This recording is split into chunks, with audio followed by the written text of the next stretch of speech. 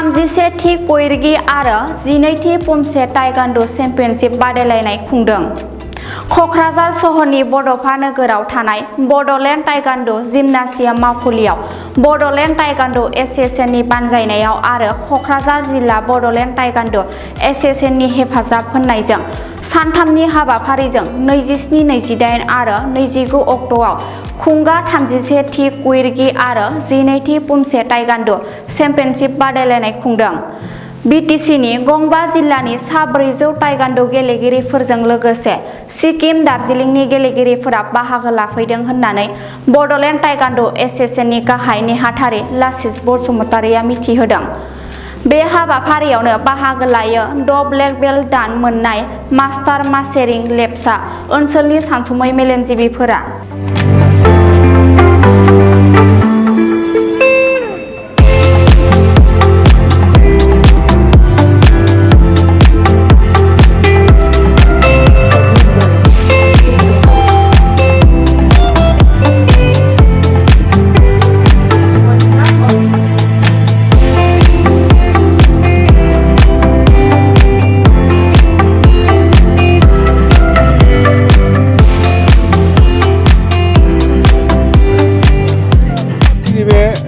First क्यूरिगी and 12 पमसे all Bodoland taekwondo' चेम्पियनशिपा जों yearly जायो। जोंनि मोनबा डिस्ट्रिक्टआव जोङो सोलाय जोङो खुंबाय थायो। थांनाय बोसोराव बरमायावमोन, देग्लाय जों क'क्राझाराव खुंबावबाय। बाहाय जोंनि बड'लेण्डनि मोनबा डिस्ट्रिक्टआव दंखायो आरो आसामनि गोबां डिस्ट्रिक्टआ बाहाय बाहागो लाफैदों। लोगोसे बाहाय जोंहा गोजोनथाव खौरां, जों सिक्किमनिफ्रायबो बाहाय बाहागो लाफैदों आरो मेघालयनिफ्रायबो बाहाय बाहागो लाफैनो हाफैदों। आरो गोबां जोंनि आसामनि खना खनलानिफ्राय आरो सिक्किमनिफ्राय गोबां रेफारिफोर टेकनिकेलफोर जोंहा फैदों। आसा खालामदों बे 31 क्यूरिगी एंड 12 पमसे अल बड'लेण्ड ताइकान्ड' चेम्पियनशिपा मोजाङै जोबलांगोन आरो बाहाय 400निबो बारा जोंनि गेलेगिरिफोरा बाहागो लादों आरो गोबां बाहाय पेरेन्टसफोर मोजां डक्टर इन्जिनियार्सफोरनि फिसालाखौ लाबोदों। बिथांमोना बिराद एन्जय खालामगासिनो दङ। आसा खालामदों जोङो बे 13 क्यूरिगी एंड 12 पमसे अल बड'लेण्ड ताइकान्ड' चेम्पियनशिपखौ जों मोजाङै खुंलांनानै फोजोबनो हागोन आसा खालामदों। बेनोसै आरो साफ्रोमबो बड'लेण्डबासिया आसा खालामदों जे साफ्रोमबो ताइकान्ड'खौ डेभेलप खालामनो थाखाय नोंथांमोना बयबो हेफाजाब हो। जोङो जाहाथे जोंबो एस'सिएशन जानानै इन फिउचार ट्राइ खालामबाय थानो, बेनिफ्राय जाहाथे इन्टारनेसनेल प्लेयार दिहुननो हायो, बेखौ जोङो आसा खालामबाय आरो बेनो जोंनि थांखि अल बड'लेण्ड ताइकान्ड' एस'सिएशननि। Thank you. सिगांनि आरो दानि गोबां बारायदों ताइकान्ड' गेलेगिरिफ्रा। आवगायावथ' मेक्सिमाम जोङो गामि लेभेलनि बांसिन गेलेयोमोन, नाथाय दा मोनसेल' आं दुखु नांदों मा, दा मेक्सिमाम दा गोरों गोराफोरनि फिसाजोखौ जों नुनो मोन्दों आरो आवगायाव जोङो गामि लेभेलनि मानसिफ्रा मेक्सिमाम गेलेदोंमोन। बै समनि साननाय हनायजों दानिजों एखेबारे डिफारेन्स बहुद दङ आरो दा मेक्सिमाम जोंनि गामि एरियाना थालांनानै दा जोङो सोहोरनिफ्रा जाय मानसिया गोरों मानसिफोर डक्टर इन्जिनियार बा जोंनि गोरों गोरा फेमिलिफ्रासो दा गावनि फिसालाखौ सोगासिनो दं।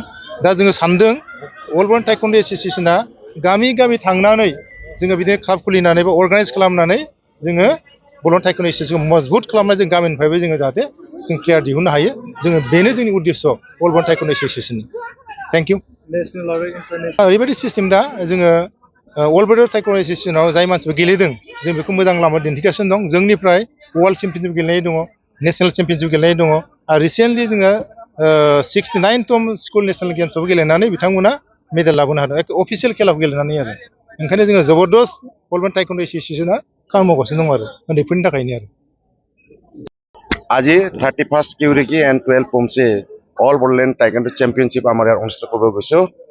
এবাৰ দুবাৰ নহয়, আপোনালোকে দেখাই পাইছে 31। গতিকে আমি এই সংগঠনৰ লগত জড়িত ছিনিয়ৰ মোষ্ট হিচাপে মোৰ নামটো আহি পৰে। মই বৰ্তমান ছিনিয়ৰ ভাইচ প্ৰেচিডেণ্ট হিচাপে আছোঁ। মোৰ নাম ডমৰ এছ বি গুৰুং। তো আজি বড়োলেণ্ডৰ ক্ষেত্ৰত টাইকাণ্ডোটো এটা হ'ল চিনাকি, যিটো বড়ো ভাষাত চিনাইথি বুলি কয় নহয়, ক'ব গ'লে আমাৰ এটা হাব বুলি ক'ব লাগিব। আমাৰ কোকৰাঝাৰটো আৰু অল বড়োলেণ্ড আমাৰ 5খন জিলাত যিমানখিনি টাইকণ্ডিজ আছে, তেখেতলোকে আজি সুদীৰ্ঘ 1984 পৰা টাইকাণ্ডোৰ লগত জড়িত। তাৰ ভিতৰত মই এজন। যে আমি তেতিয়াৰ পৰা আজিলৈকে যিখিনি মানৱ সম্পদ গঢ়িছোঁ, আজি আমাৰ ছেক্ৰেটাৰী জেনেৰেল লাচিত বসুমতাৰীয়ে কোৱাৰ দৰে ইয়াতে ডক্টৰ ইঞ্জিনিয়াৰ ল'ৰা ছোৱালীবিলাকে খেলিছে। তেতিয়া দিনত আমি এইবিলাক খেলোঁতে বহুতে কৈছিলে মাৰি শিকিছে, অলপ দূৰ কৰিব লাগে। কিন্তু এতিয়া অলিম্পিক গেম 2000ৰ পৰা যিহেতু মেডেল গেম হিচাপে হ'ল, তেতিয়াৰ পৰা ইয়াত প্ৰসাৰতা লাভ কৰিলে আৰু বড়োলেণ্ডে দপদপে উন্নতি কৰি গৈ আছে। আমাৰ মটটো কি জানেনে? আমাৰ মটটো হ'ল কি, কোকৰাঝাৰখনক বা বড়োলেণ্ডৰ 5খন জিলাৰ যিখিনি আমাৰ ষ্টুডেণ্ট আছে, ইয়াতেতো দেখিছে আপোনালোকে সমগ্ৰ অসমৰ পৰা আহিছে, ছিকিম দাৰ্জিলিঙৰ পৰা আহিছে, চবেই কেলে আহিব খোজে ইয়াতে। কোকৰাঝাৰ এটা সুনাম আছে, সেইটো কাৰণে আহিব খোজে। আমাৰ ভাতৃত্ববোধ, বন্ধুত্ব, মৈত্ৰী ভাৱটো আমাৰ কোকৰাঝাৰবাসী হিচাপে, বড়োলেণ্ডবাসী হিচাপে আমি দিব পাৰিছোঁ বুলি মই ভাবোঁ। সীমিত সুবিধা ইয়াতে বহুতে ডৰ্মিটৰীত শুইছে, তথাপিতো ইয়াত আহে যে বড়োলেণ্ডত গ'লে আমি এটা সন্মান পাওঁ, ইয়াত গ'লে কিবা এটা শিকিব পাৰোঁ। তাৰ মূলতে কিন্তু আমি এজনৰ নাম ল'ব লাগিব, সেয়া হ'ল আমাৰ গ্ৰেণ্ড মাষ্টাৰ মাৰ্চিন লেপচা। তেওঁ আজি সুদীৰ্ঘ প্ৰায় 45 বছৰ অল অসমত নৰ্থ ইষ্টত সেৱা কৰিছে। তেওঁ আজি আহি ইয়াত উপস্থিত হৈছে। মিষ্টাৰ লি ছাৰ, তেওঁ চাউথ কোৰিয়াৰ হয়, grand master 8 dan black belt. তেওঁ সিদিনাখন আহি গৈছে আৰু আজি আহিব। তেওঁ কিয় আহিছে? বড়োলেণ্ডৰ ইয়াত কিবা এটা সন্মান আৰু মৰম পাই কাৰণে আহে। এতিয়া আজি চাওক আপোনালোকে জুবিন গাৰ্গৰ যিটো জুবিন গাৰ্গ পাৰ্ক হ'বলৈ গৈ আছে, তাৰ সমান্তৰালভাৱে ভগৱানে আমাক কিবা এটা বস্তু দিব, সেইটো মই এতিয়া নকওঁ। ইয়াতে উন্নতি দেখা পাব, এটা ভাল জিম এটা হ'বলৈ গৈ আছে।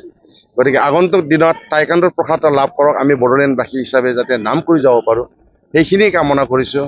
আজি ছেক্ৰেটাৰী জেনেৰেল লাচিত বসুমতাৰী, বীৰখাং বসুমতাৰী, উমেশ চন্দ্ৰ ব্ৰহ্ম, এওঁলোকৰ নাম ল'বই লাগিব। বহু কষ্ট কৰাৰ ফলত আপোনালোকে এইখিনি দেখিবলৈ পাইছে। माने एवरी ईयर ये जो लोग ऑर्गेनाइज करते हैं बॉर्डरलैंड का टाइम, मुझे प्राउड लगता है कि यहाँ जब से 83 में मैं यहाँ स्टार्ट हुआ था, उस टाइम में ये पोजिशन, ये इन्वायरमेंट नहीं था यहाँ। तो भी अभी उस टाइम का जितना भी सीनियर्स अभी भी देखता हूँ, they are very much active in organising this type of tournament. और स्पेशली यहाँ का एरिया में दूसरा स्पोर्ट्स फुटबॉल, साथ साथ मार्शल आर्ट में टाइकोंडो वेरी मच पॉपुलर। और यहाँ का जितना भी कमिंग जनरेशन को वही देखता हूँ कि उन लोग को पढ़ाई के साथ साथ में टाइकोंडो फिजिकल फिटनेस के लिए उन लोग जो एक्सरसाइजेस है, टूर्नामेंट जितना भी उन लोग का आता है, उससे मुझे लगता है कि ड्रग्स से उन लोग दूर भी हो सकता है। ये एडवांटेज मैं देखता हूँ। उन लोग का जितना भी टाइकोंडो का डिसिप्लिन है वो बहुत ही अच्छा है, क्योंकि मेरा लाइफ में मैंने देखा हूँ, वही हम फॉलो करता हूँ। इसीलिए कमिंग जनरेशन को वही हम अच्छा सजेस्ट करना चाहता हूँ। इससे बेटर टू लर्न टाइकोंडो और मार्शल आर्ट। उन लोग का फिजिकल के साथ साथ उन लोग का सोसाइटी में बहुत कुछ